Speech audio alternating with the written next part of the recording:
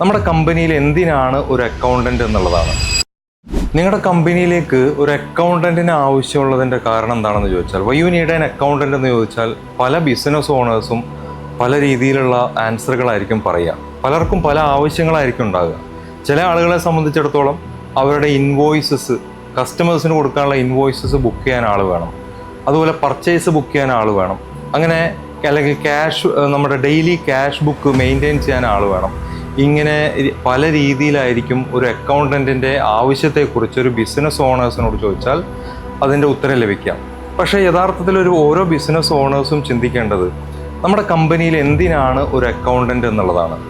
എന്നോട് ചോദിച്ചാൽ ഞാനതിന് പറയുന്ന ഉത്തരം, ഒരു ഡോക്ടർക്ക് അദ്ദേഹത്തിൻ്റെ രോഗിയുടെ അസുഖം കൃത്യമായിട്ട് ഐഡൻറ്റിഫൈ ചെയ്യാൻ വേണ്ടി ഒരു സ്കാനിങ് മെഷീൻ, ആ രോഗിയെ സ്കാൻ ചെയ്യാനുള്ള ഒരു സ്കാനിങ് മെഷീൻ എന്ത് ഉപകാരമാണോ ആ ഡോക്ടർക്ക് ചെയ്യുന്നത് എന്നതുപോലെ തന്നെയുള്ള ഒരു സ്കാനിങ് മെഷീൻ ആയിരിക്കണം നിങ്ങളുടെ അക്കൗണ്ടൻറ്റ്.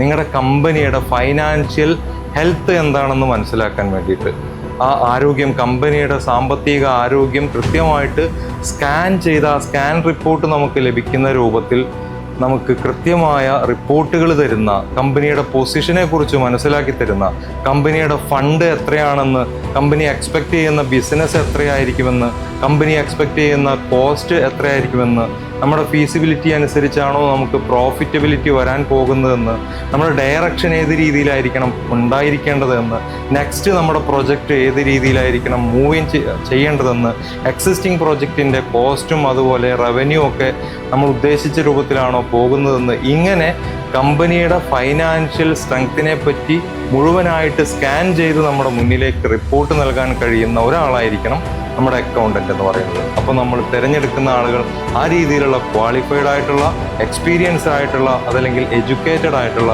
ആളുകളായിരിക്കണം നമ്മൾ തിരഞ്ഞെടുക്കേണ്ടത്. അതല്ലെങ്കിൽ അങ്ങനെയുള്ള ആളുകളെ നമ്മുടെ കമ്പനിയിൽ ട്രെയിൻ ചെയ്ത്, എഡ്യൂക്കേഷൻ കൊടുത്ത്, എക്സ്പീരിയൻസ് കൊടുത്ത് പെർഫോം ചെയ്യാനുള്ള അവസരം നമ്മൾ ഉണ്ടാക്കി കൊടുക്കണം.